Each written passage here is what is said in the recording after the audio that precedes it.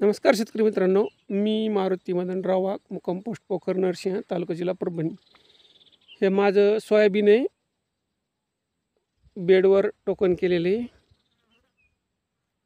बेडवर. हे मी 12 जून 2024ला टोकन केलं होतं. त्यावेळेस मी खतासोबत